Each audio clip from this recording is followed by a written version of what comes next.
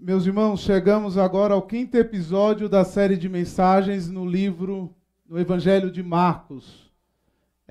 Alguns pastores e seminaristas estarão pregando em Marcos até o final de março. E hoje eu quero falar com vocês, à noite, a respeito do caráter distintivo do Evangelho. O que difere o Evangelho das demais religiões. Quero falar com vocês hoje sobre isso. Por isso eu convido vocês a abrir a palavra de Deus lá no Evangelho de Marcos, capítulo de número 2, do verso 18 ao verso 22. Marcos 2, do 18 ao 22. Pela manhã estávamos ali falando sobre a cura do paralítico lá em Cafarnaum.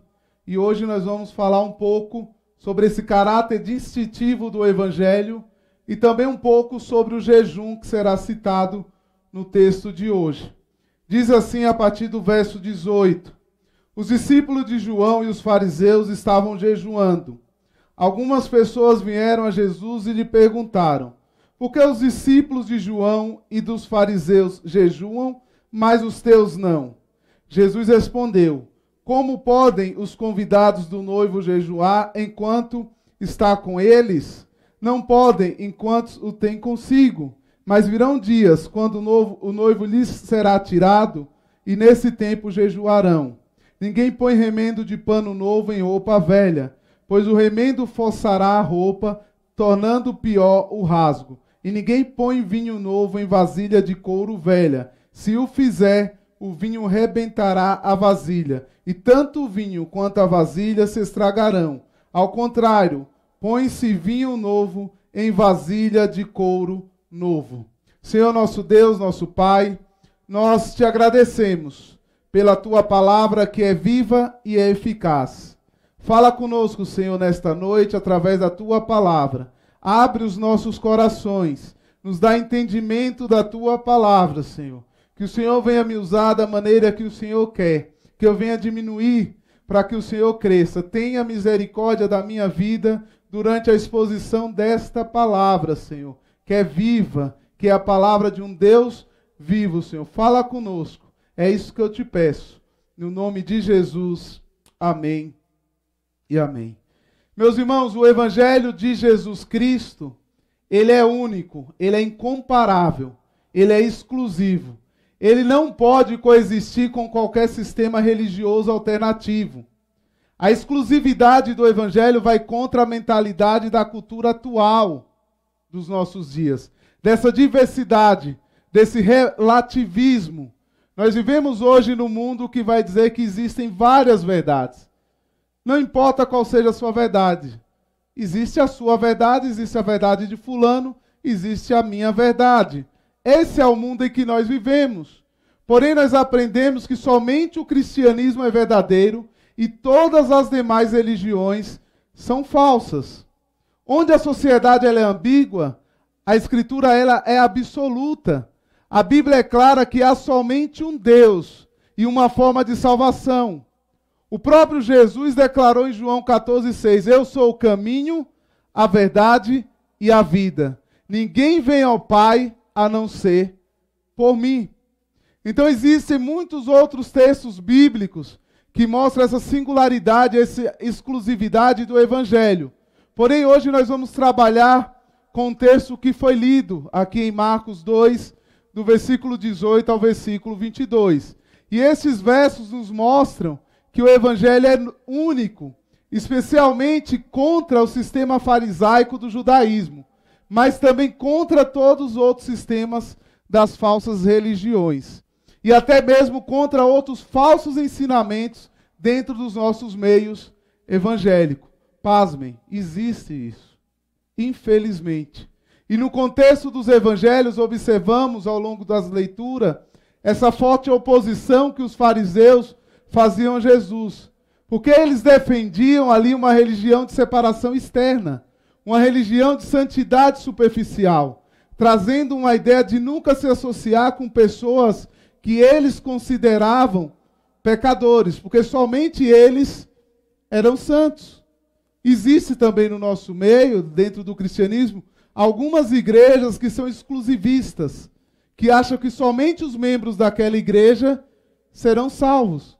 Só que nós vamos aprender que o Evangelho de Jesus vai além de uma placa de denominação. O Evangelho de Jesus, a igreja de Cristo reunida na face da terra, vai além da igreja batista, vai além da igreja presbiteriana, da Assembleia de Deus, da metodista, de qualquer igreja que seja. Ela não está ligada à placa de uma igreja. Então o Evangelho de Cristo vai além de tudo isso. No entanto, Jesus ignorou aquelas situações externas dos fariseus, porque ele estendeu a mão à ralé da sociedade. Porque ele mesmo vai dizer no verso 17 que não são os doentes que têm saúde, que precisam de médico, mas sim os doentes. Eu não vim para chamar justos, mas eu vim para chamar pecadores. Jesus quebrou paradigmas. Se você voltar para os versículos anteriores, do verso 13 a 17, você vai ver que Jesus convidou Levi, Mateus, que era um publicano, um cobrador de impostos, para ser um dos seus discípulos. E ainda mais, Jesus jantou com eles, os publicanos. Aquilo deixou os fariseus loucos, porque Jesus veio para isso. Jesus veio para todos. Jesus veio para todos aqueles que creem no evangelho dele. E naquela época ele veio, ele dialogou com os publicanos, ele conversou com prostitutas, ele conversou com mulheres. Jesus deu atenção às crianças. Jesus fez tudo isso diferente do sistema religioso dos fariseus, que desconsiderava todas essas classes sociais. E através das suas ações, Jesus deixou bem claro que o conteúdo da sua pregação era diretamente oposto a tudo que os escribas e fariseus representavam. Eles articulavam um caminho de salvação através das obras de justiça por seus próprios esforços. E eram legalistas.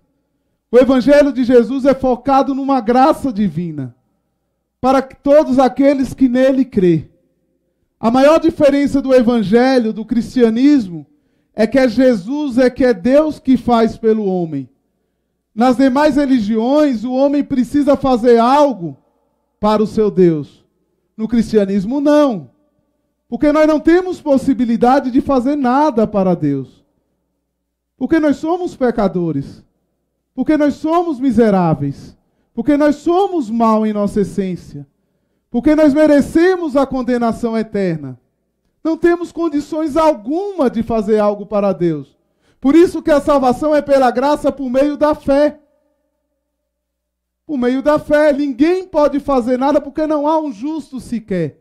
Todos pecaram e separados estão da glória de Deus. Se a graça de Deus não nos alcançar, não há condição de salvação. Deus é o autor da salvação.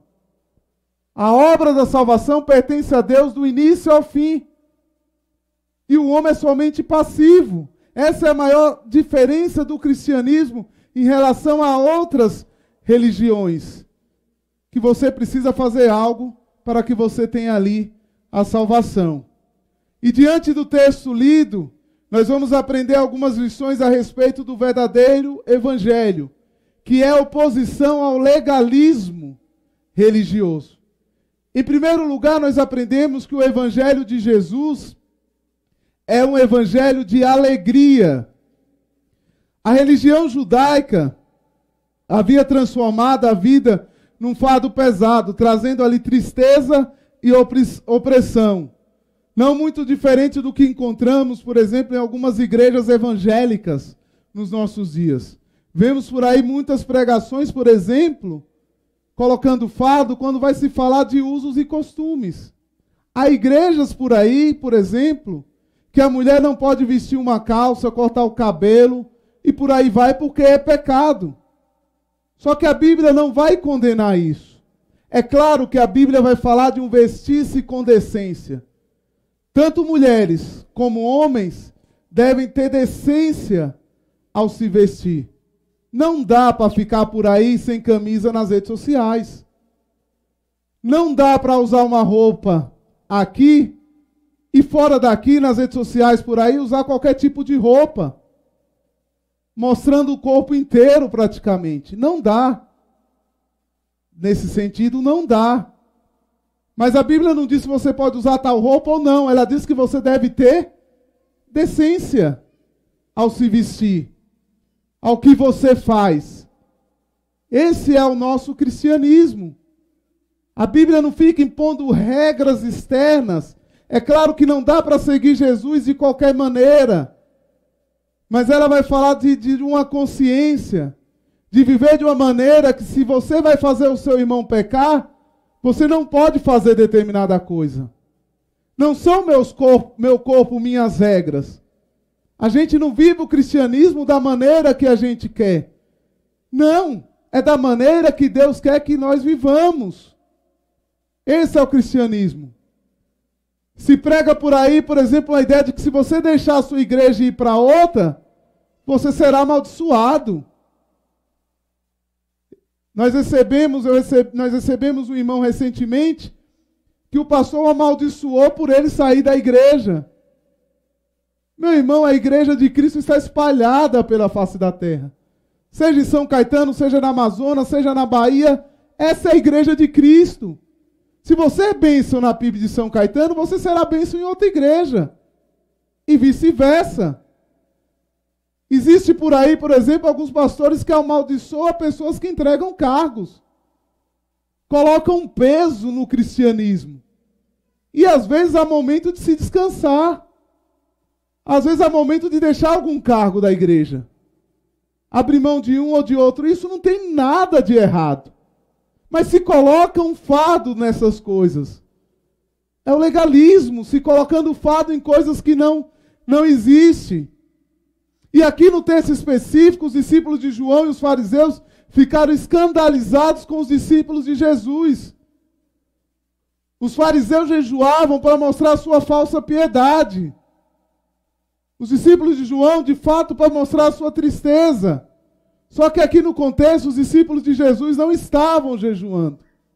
E aquela situação chamou a atenção dos fariseus e discípulos de João, levando-os a fazer a Jesus uma pergunta num tom de provocação. Olha o verso 18.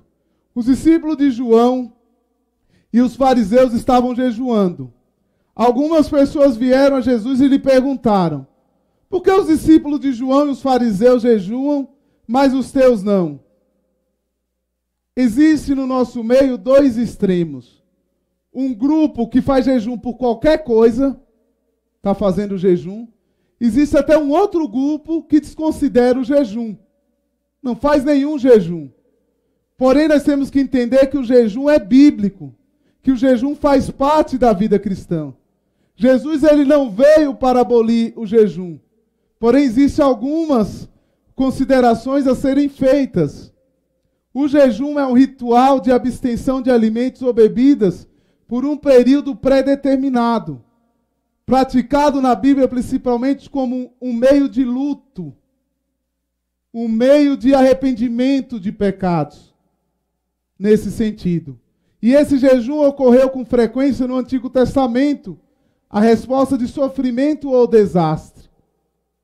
Não há nada de errado, por exemplo, se nós formos jejuar pela situação do nosso país, por algo específico da igreja.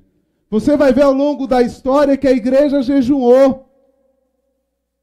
Lembrando sempre que o jejum ele deve ser praticado de maneira por questões religiosas e espirituais. Não é por qualquer coisa. Ele tem que ser bem específico. E no Antigo Testamento havia um jejum anual exigido na lei, que era o dia da expiação. Nesse dia o povo seguia um ritual de jejum, oração e confissão e arrependimento. Nesse dia, conforme Levítico 16, o sumo sacerdote tinha acesso ao lugar santíssimo do santuário. E antes dele iniciar ali o seu ritual, ele passava a noite em oração e jejuando, sondando ali o seu coração diante de Deus.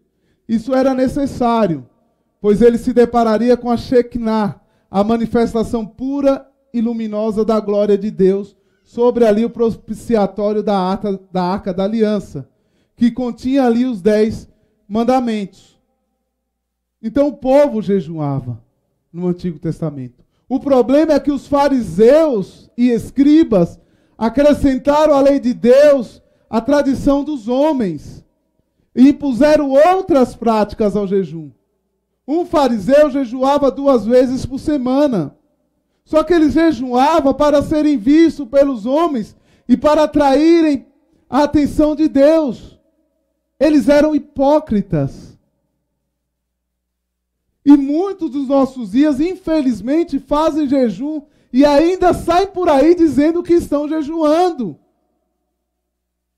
Saem por aí. Olha, pastor, olha, irmão, estou jejuando. Às vezes para mostrarem que são mais santos do que os outros. Esse tipo de jejum é condenado por Jesus. Porque lá em Mateus 6, do verso 16 ao 18, no Sermão do Monte, ele vai dizer o seguinte: quando jejuarem, não mostrem uma aparência triste como os hipócritas, pois eles mudam a aparência do rosto, a fim de que os homens vejam que eles estão jejuando. Eu lhes digo verdadeiramente que eles já receberam sua plena recompensa. Ao jejuar, ponha óleo sobre a cabeça e lave o rosto, para que não pareça aos outros que você está jejuando, mas apenas o seu Pai, que vê no secreto, e o seu Pai, que vê no secreto, o recompensará. É importante dizer aqui que Jesus não estava sendo contra o jejum. De maneira nenhuma. Porque ele mesmo jejuou 40 dias. Porque ele mesmo, lá mais à frente, em Mateus 9, vai falar do jejum voluntário. Moisés jejuou 40 dias no Horebe. Os patriarcas, os profetas, os reis, os sacerdotes jejuaram. Então Deus ordenou o jejum como um importante exercício devocional. O próprio Jesus e os apóstolos jejuaram. A igreja de Deus, ao longo da história dos séculos, tem jejuado. O que Jesus denunciou, estava denunciando, era o jejum dos hipócritas.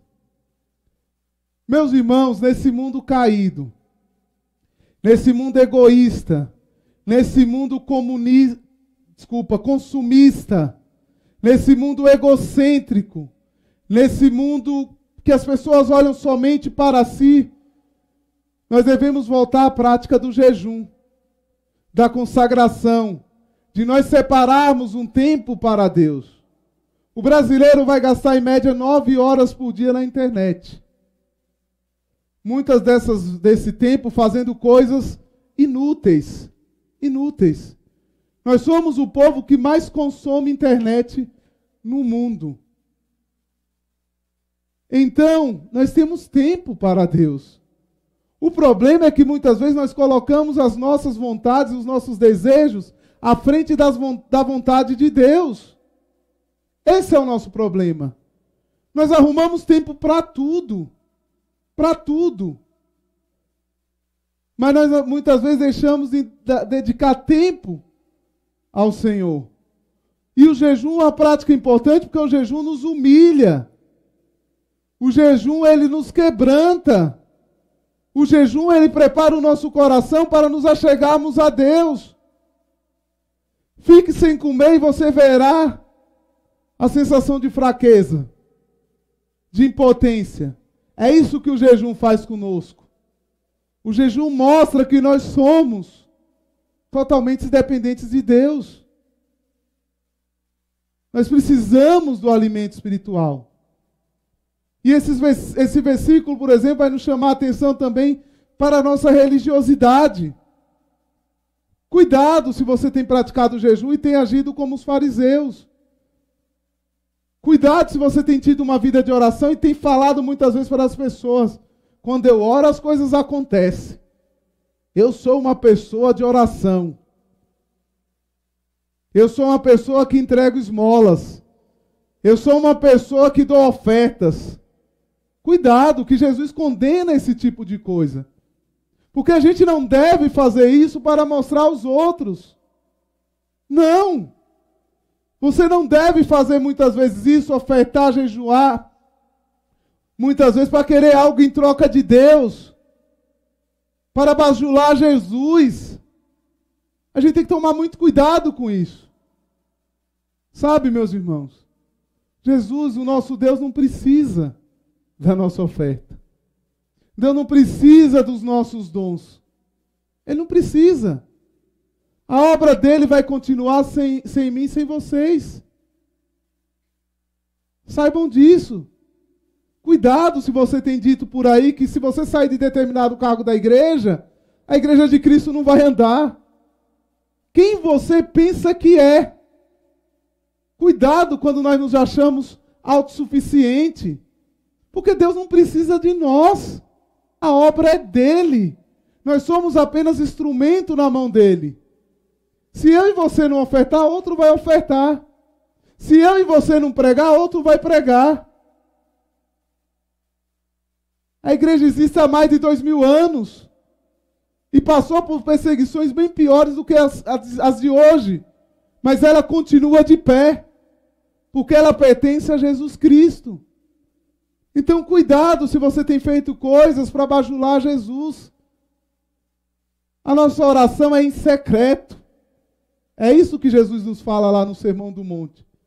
Com o Pai.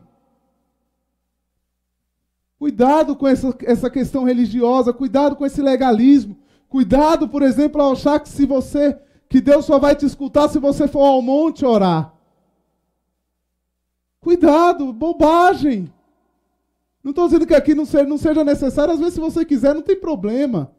Ir ao monte, a um lugar mais distante, mais tranquilo, para orar, não tem problema. O problema é você achar que o fato de você fazer isso vai te abençoar diferentemente de você orar no seu quarto em secreto. Então a gente tem que tomar cuidado, sabe? É isso que Jesus condena. Às vezes com esses legalismos, com essas coisas. Cuidado ao achar que essas 4 paredes é um lugar santo. É o templo, cuidado.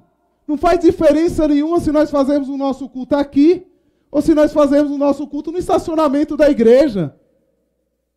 Deus não habita em templos feitos por mãos de homem. O templo agora é o nosso corpo agora é templo do Espírito Santo. Então a gente tem que tomar muito cuidado para não ficar preso nessas coisinhas, porque o véu foi rasgado, porque em Cristo todas as coisas se fez novas. Então cuidado com esse legalismo a gente precisa ter. E meus irmãos, esse evangelho de Jesus, ele é como uma festa de alegria. O verso 19 vai dizer, Jesus respondeu, como podem os convidados do noivo jejuar, enquanto esse está com eles? Não podem enquanto tem consigo? Então aqui nós aprendemos que a vida cristã é como uma festa de casamento. Não é como um velório, como um enterro. E a festa de casamento naquela época era uma celebração de alegria. Nos nossos dias também. E não de tristeza. A festa de casamento naquela época ofuscava todos os outros afazeres. Professores da lei interrompiam seu estudo na Torá. Inimigos faziam as pazes. Mendigos e quem aparecesse na festa poderiam comer de graça. Sendo assim, os convidados da festa estavam dispensados da obrigação do jejum. E Jesus compara ali os seus discípulos com convidados de festa de casamento.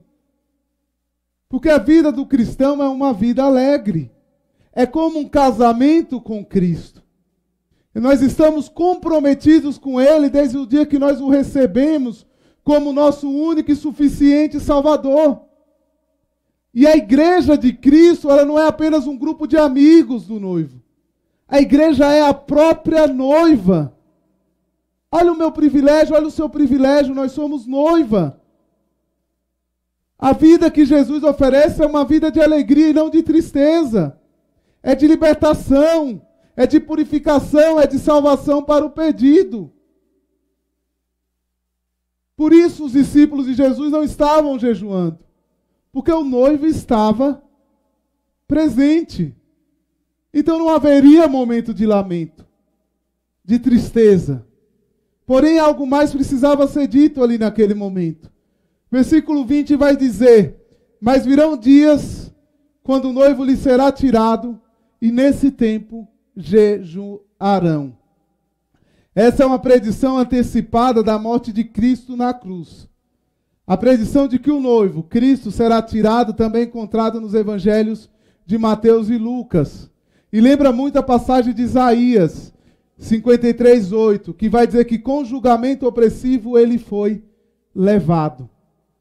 O que Jesus está dizendo é que a sua morte iminente e violenta estava se aproximando. E significaria tristeza para os seus discípulos. Então, naquele tempo específico, naquele dia, jejuar seria como uma expressão de luto, algo apropriado, mas que aquele luto duraria muito pouco tempo, como é enfatizado pelo apóstolo João no seu evangelho. Pois ao terceiro dia, Cristo ressuscitaria e vivo está. Embora os discípulos ali não entendessem naquele momento, foi para trazer aquela alegria que Jesus veio à terra. E por meio de sua morte sacrificial, ele trouxe salvação completa e de graça. Por isso a vida do crente é uma vida de alegria, independente da situação em que você esteja vivendo. Uma alegria de contentamento. Independente da situação, independente da dor que você esteja passando. Eu sempre lembro da carta de Paulo aos Filipenses, a chamada carta da alegria. Paulo está preso, sofrendo açoites quando escreve a carta aos Filipenses. E por 16 vezes a palavra alegria vai aparecer ali na carta de Paulo. E todas as vezes que eu leio a carta de Paulo aos Filipenses, eu falo, meu Deus, como é possível? Humanamente falando, é uma loucura. Aquele homem estava preso, o apóstolo Paulo estava preso e falando de alegria, de contentamento. E às vezes a gente nem passa por nada disso, a nossa vida é muito boa. É muito boa. Sabe, nós temos tudo. Deus tem cuidado de cada um de nós.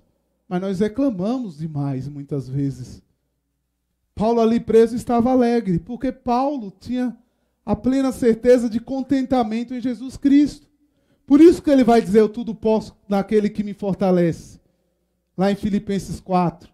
Quando você volta alguns versículos antes, ele vai falar que aprendeu a viver em qualquer circunstância. Com fome ou com comida. Na nudez ou não na nudez. No naufrágio, em qualquer situação. Por isso ele vai falar, tudo posso naquele que me fortalece. Porque essa é a vida de alegria que o cristianismo oferece. Em segundo lugar, o Evangelho de Jesus nos leva para uma vida radicalmente nova. Dos versos 21 a 22 nós vamos perceber isso. Jesus agora passa a examinar outras duas figuras, parábolas. A figura do remendo novo em tecido velho e a de vinho novo em vasilhas velhas. E quais lições nós podemos tirar disso? A primeira lição é que a vida cristã não é um remendo do que está velho, mas algo totalmente novo. Verso 21. Ninguém põe remendo de pano novo em roupa velha, pois o remendo forçará a roupa, tornando pior o rasgo. O vestido velho era o antigo sistema da lei e os velhos costumes do povo judeu. A salvação que Cristo oferece são as vestes alvas de justiça de Cristo. E um remendo novo, por exemplo, num pano velho, deixa o pano feio, não resolve. Então o cristianismo não é uma reforma do judaísmo, nem um remendo, por exemplo, das práticas judaicas. Era isso que Jesus estava dizendo para eles. Ninguém se torna um crente porque adulterava e não adultera mais. Ninguém se torna um crente porque bebia e agora não bebe mais. Ninguém se torna um crente porque fumava e agora não fuma mais. Ninguém se torna um crente porque roubava antes e agora não rouba mais. Sabe por quê? Porque a vida cristã não são apenas mudanças externas, éticas e morais. Ser cristão é a coisa mais revolucionária que pode acontecer na vida de alguém. É algo radicalmente novo. E a Bíblia vai chamar isso de novo nascimento. A vida cristã não é uma mistura do velho com o novo. Não é. É um evangelho que transforma. É uma mudança de mente, de novos hábitos e novos desejos. É uma nova vida com Cristo. Que o apóstolo Paulo vai falar na sua segunda carta aos Coríntios, no capítulo 5, 17. Todas as coisas que se passaram são velhas. E tudo se fez novo em Cristo Jesus. Então não são mudanças externas que vão dizer se você é um cristão ou não, embora façam parte da vida do cristão. Porque externamente os fariseus seriam os maiores crentes da história. Porque eles tinham boa aparência. Eles jejuavam, eles faziam tudo. Eles conheciam a lei. Eles conheciam tudo. Mas era algo que precisava mudar o coração. Como lá em João 3, Jesus e Nicodemos, o que é necessário para herdar a vida eterna. Jesus vai falar o quê? É necessário nascer de novo. Então essa é a vida cristã, é algo novo, é algo que é uma mudança radical. E se não houve essa mudança radical na sua vida, meu irmão, hoje Deus está dando a oportunidade para que de fato você entregue a sua vida a Jesus. E nasça de novo. Como você tem vivido? Você tem tentado remendar a sua vida com Cristo? Você tem sido uma coisa aqui dentro da igreja e uma outra coisa diante da sua família? Como tem sido a sua relação com seu esposo? Com a sua esposa, com seus filhos, com os seus próximos, no seu trabalho? Quando você está sozinho, qual tem sido a sua relação? Sua conduta deve mudar. Seus relacionamentos devem mudar. Porque essa é a vida cristã. É isso que Jesus estava explicando para eles. É isso que Jesus está nos explicando. Que o evangelho ele liberta. Que o legalismo mata. O evangelho salva. O legalismo te faz padecer. Essa é a maior diferença do cristianismo para as demais religiões, ou para algumas igrejas que são legalistas. É algo novo. E a segunda lição que nós aprendemos é que a vida cristã não pode ser condicionada a uma estrutura velha. O verso 22 vai nos dizer: e ninguém põe vinho novo em vasilhas de couro velhas. Se o fizer, o vinho rebentará as vasilhas. E tanto o vinho quanto as vasilhas se estragarão. Pelo contrário, põe-se vinho novo em vasilhas de couro novas. Na Palestina, o vinho, ele era guardado em vasilhas de couro de gado. E quando essas vasilhas eram novas, elas possuíam elasticidade. Mas à medida que elas iam ficando velhas, elas ficavam endurecidas e perdiam ali o quê? A elasticidade. E o vinho novo ali estava em preparo, em fermentação. Isso significava que os gases liberados aumentavam ali a pressão. Se o couro é novo, cederá a pressão. Mas se é velho e sem elasticidade, é possível que ele se rompesse e ali ele perdia também todo o vinho quanto a vasilha. O que Jesus estava querendo dizer com essa figura, com essa parábola, é que o vinho do cristianismo não é um judaísmo melhorado. É algo absolutamente novo. Nova vida, novos projetos, novos desejos. É o vinho novo em vasilhas novas. Porque o evangelho de Cristo é diferente de qualquer sistema de salvação pelas obras. Porque ele não é compatível com qualquer outra religião feita pelo homem. Pois ele é Deus fazendo pelo homem, como eu falei no início. Não é o homem fazendo algo para Deus. E os fariseus, eles estavam bêbados em seus velhos hábitos. Eles não tinham desejo para o novo. Eles preferiam ali o sabor desagradável da religião falsa do que o sabor da pureza do verdadeiro evangelho. E tem gente nos nossos dias que prefere o sabor do velho vinho, preso em sistemas, em legalismos. Sabem coisas que você não encontra nas Escrituras. Porque o cristianismo ele é libertador. Porque o cristianismo ele traz paz. Ele não traz peso, ele não traz opressão. Embora nós devemos seguir a Bíblia porque ela é a palavra de Deus, ele nos liberta da condenação do pecado. Ele é o vinho novo, numa vasilha nova. E os fariseus não entendiam aquilo. Porque o cristianismo ele requer novos hábitos, novos métodos. Nós não podemos ter o nosso coração duro como aquelas vasilhas ressecadas com o tempo. Não podemos viver uma falsa religiosidade como os fariseus. Precisamos negar a nós mesmos todos os dias. Nós precisamos negar as nossas vontades. Nós precisamos negar os nossos desejos pecaminosos. O nosso egoísmo, o nosso eu. O nosso coração enganoso. Isso é cristianismo. Negar a si mesmo. Isso é cristianismo. Qualquer coisa diferente disso é outra religião. Não é o evangelho pregado por Jesus, pelos apóstolos, não é o evangelho das Escrituras. Nós precisamos negar. É difícil. Eu não estou dizendo que é fácil. Porque nós lutamos contra a nossa natureza pecaminosa. Eu gosto muito quando Paulo vai falar: miserável homem que sou, quem me libertará do corpo desta morte? O bem que eu quero fazer eu não faço, mas o mal que eu não quero e sei que é errado, eu faço. Miserável homem que sou, quem me libertará do corpo desta morte? Essa é a vida cristã. É de luta, mas é de negação aos nossos desejos e às nossas vontades, para que nós possamos viver a vontade de Deus.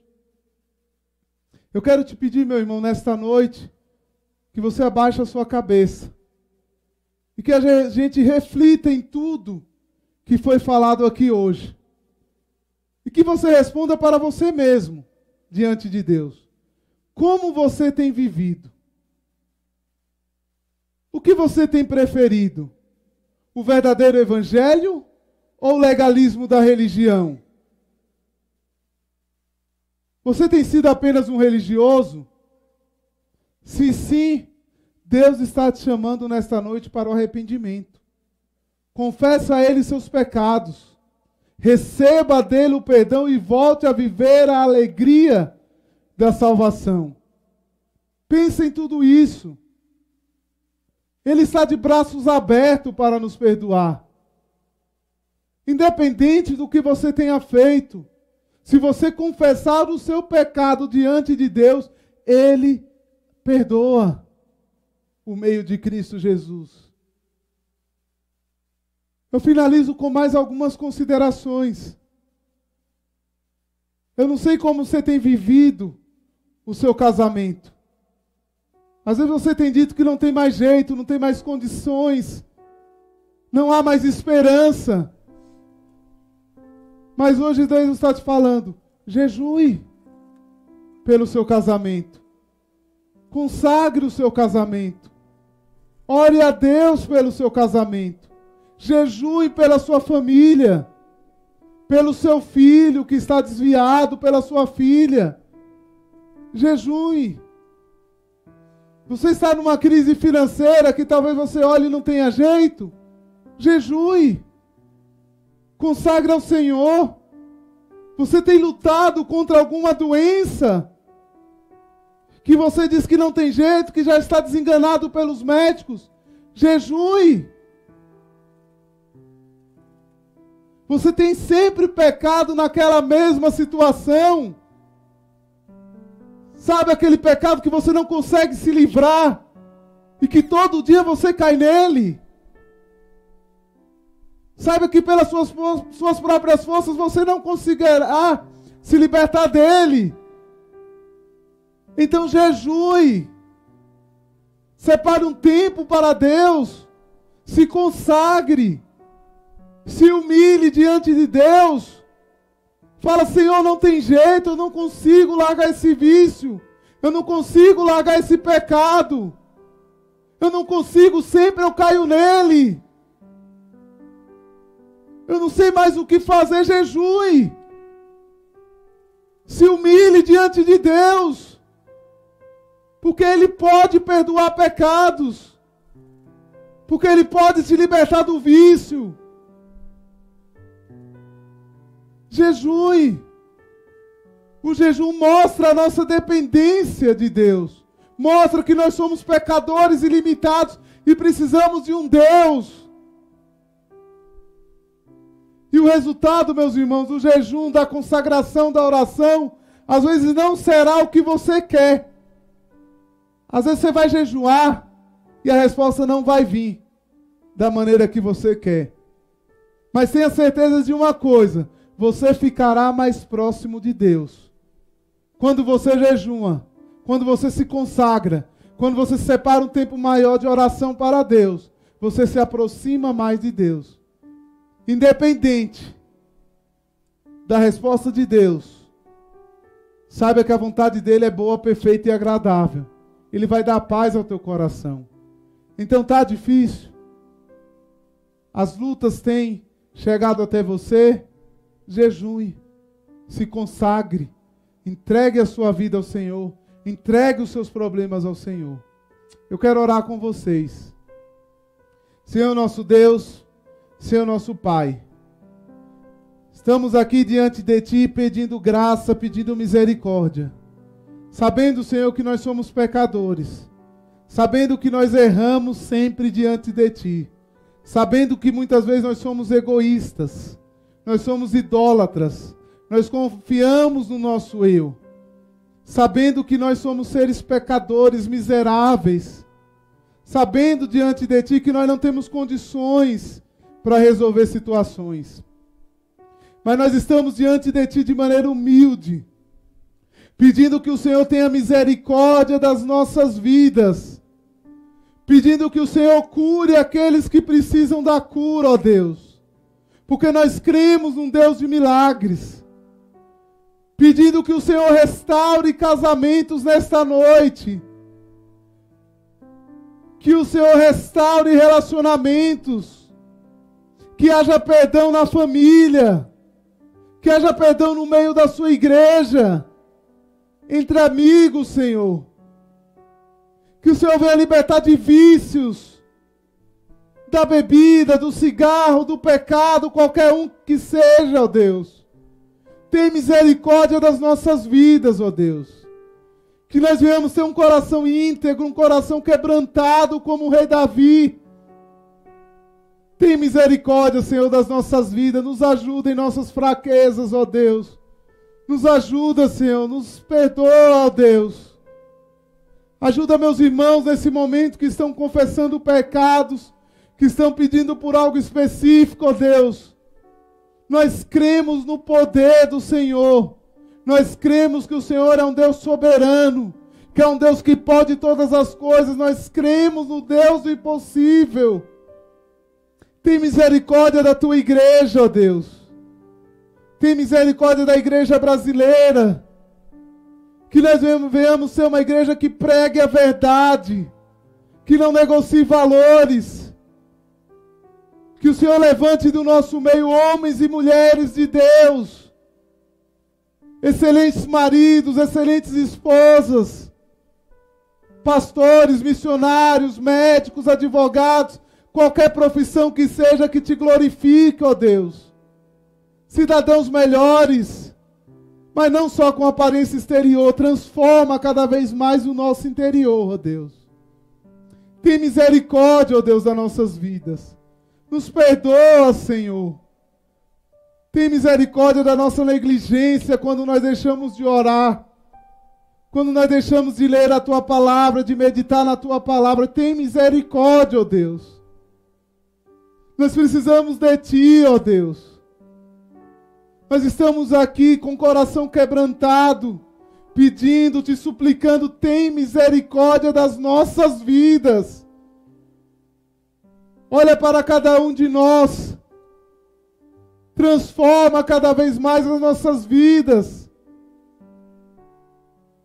Nos deixe cada vez mais parecido com Jesus. Que não venhamos cair em legalismo. Que não venhamos tentar remendar a nossa vida com remendo velhos. Que a gente venha viver o bom vinho do cristianismo. Um cristianismo de alegria, de libertação. Um cristianismo sem opressão. Um cristianismo de gratidão pelo que o Senhor fez por nós na cruz do Calvário. Olha, Senhor, para a tua igreja, Senhor.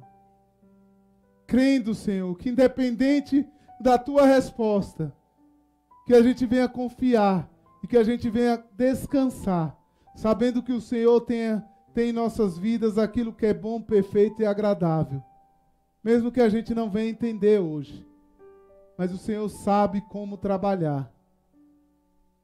É isso que nós te pedimos, ó Deus. É por isso, Senhor, que nós oramos. No nome de Jesus, nós te suplicamos. Amém e amém.